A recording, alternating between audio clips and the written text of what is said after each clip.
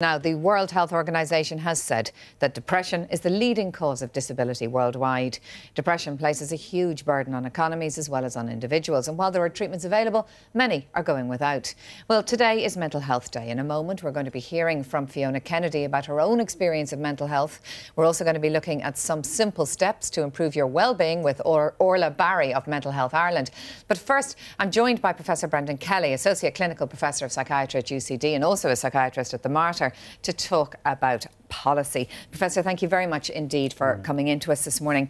It's interesting, we have a report out today by the Economist magazine's intelligence unit. We rank 14th out of 30 countries. How good are we at dealing with mental health issues in Ireland, would you say? That ranking is about average. The report today looks at integration of people with mental illness into society. It looks at mental health care, it looks at employment, right across 30 European countries. And we come in around average overall. There are areas where we could clearly do better, but there has been progress in recent years as well. It's interesting, though, if you look at funding, we just have a graphic here, I think, of the funding that is available. In 2006, I mean, you can see the figures there. We were spending 937 million. That was 7%, 7.2% of the budget at the time. Obviously, the budget's reduced. But in 2013, we were spending 758, down to 5.3% of the total health budget.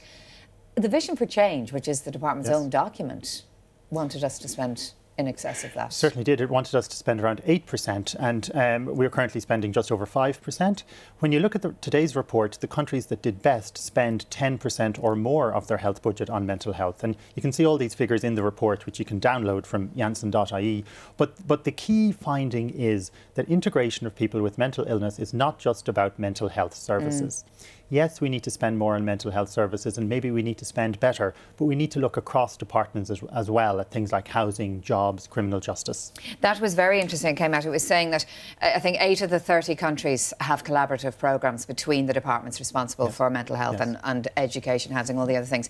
We are not one of those 8. We need to do a great deal more in these areas, particularly in relation to housing, and there are some initiatives there in that regard, and also in terms of employment. Around 18% of people with a mental illness are in employment, and that's a very low number. That's staggering when you think of the prevalence of mental illness in the country. Absolutely, and you think of the national unemployment rate is now around 11%. So that's an area crying out for reform. And what this report does is it points to the importance of supporting people when they are in work, not just training them for work, but trying to keep them there. Another thing I thought was interesting is that, you know, when it comes to personnel, we have the second highest number of psychiatric nurses per head out of the 30. We're in joint 4th place for the number of psychiatrists, but we're way down when it comes to specialised social workers, or we're mid-table with them.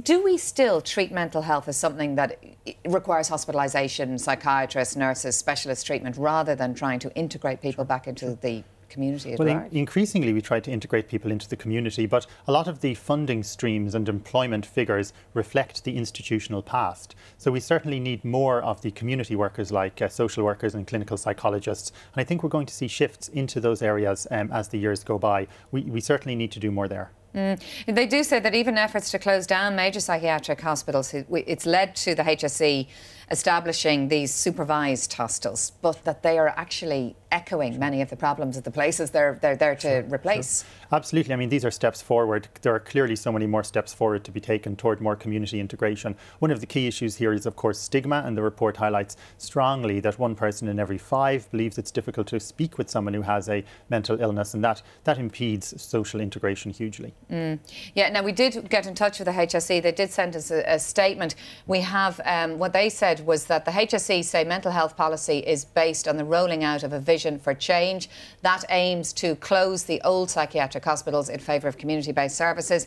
And it says that 766 million has been ring-fenced for specialist mental health services in 2014, employing 9,000 clinical nursing, social care professional staff. You know, I mean, I suppose what they're saying is they are putting money in there, but you as a psychiatrist within the service Is it enough? Well, I believe the HSE is probably doing the best it can with the funding allocation it has. But when it's just 5% or 5.3% of the health budget, their hands are tied to a certain extent. So there does need to be more funding. But as well as that, greater coordination across government departments would help. More meaningful links between workplace initiatives, social welfare, and genuine incentives for people to return to the workplace and providing support for them to remain there. And can I ask you, Brendan, I mean, people have long said that psychiatric services, mental health services, they are the Cinderella of the health service. They don't have a loud enough voice when it comes for fighting for funding. Is that still the case? Yes, but I mean, it is being addressed. But yes, it's still the case right now as we speak here today. A National Director of Mental Health has finally been appointed, and hopefully that will provide focus for the years ahead. And hopefully reports such as today's one and World Mental Health Day today will focus people's minds on it. We live in a democracy, and the way change happens is when people on the doorstep say to their politicians, what are you doing about mental health? Yeah, rather than just ignoring it. Absolutely. Fiona, if I can bring you in, I mean, thank you very much for being with us this morning. You yourself have suffered from mental health issues in the past. Can you tell us about that? When did you first realise, if you like? I can. I suppose the first time it became a very serious issue was after my son was born back in 2008. I developed postnatal depression fairly quickly after he arrived, but it took us a very long time to figure out what it was. So over the years, I suppose I recovered from that, but over the years I've had further episodes. And last year, of depression, yeah. So I mean, I attended counselling, I took medication, I had to trial various different medications. Some would work for a while, some wouldn't work at all, some had side effects that weren't great. I have found one that works now, touch wood, hopefully it'll keep working. Well done. But like looking back now, I can see that really the mental health issues were there probably since college at least, if not before. Really? I just didn't really know at the time. You didn't recognise them yourself? I didn't recognise it. No, I didn't recognise it, and I suppose it wasn't interfering with my day-to-day life, so I was able to get by. But it wasn't until after my kids came along that it got especially significant, and then things became really difficult. And Fiona, can I ask you, I mean, once you did recognise that there was something amiss, if you like, did you feel that the help was there that you needed? Well, when things got bad initially, I didn't know what was going on. I didn't know where to ask for help. I hadn't come across it before, so I didn't know what to do. I went to my GP, and he was great and very on the ball and knew what was going on.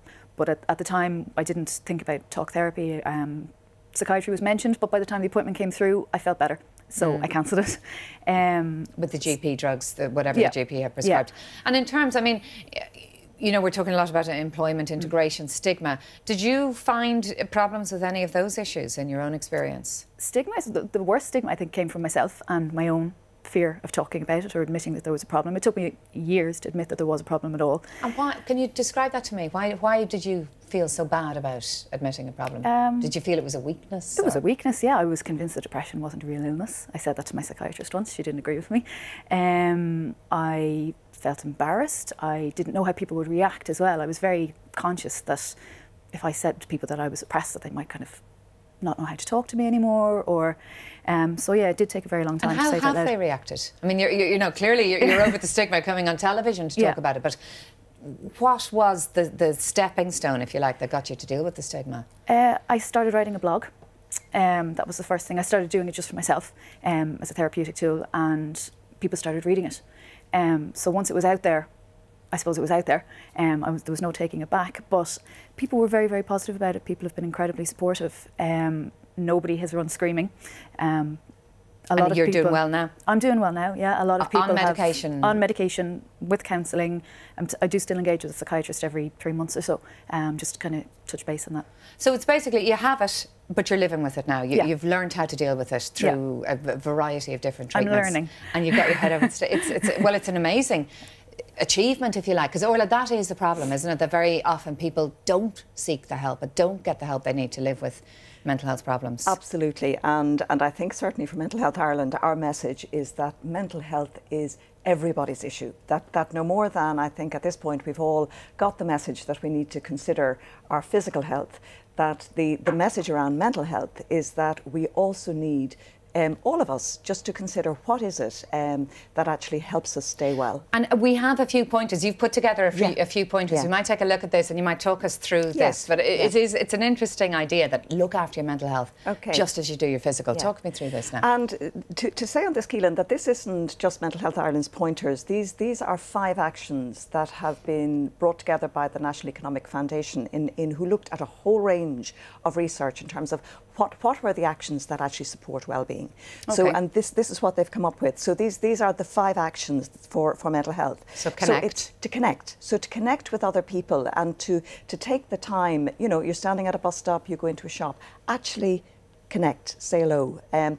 Young people take the phones out of their ears and connect. So be part of your community, not just kind of be on the fringes. But to be connected to other people. Be active. Exercise is very absolutely interesting. Body and mind. There's absolutely no doubt that that being physically well supports good mental health. And that for many people it's a great de-stressor. It's feeling good in your body, feeling healthy physically supports mental health.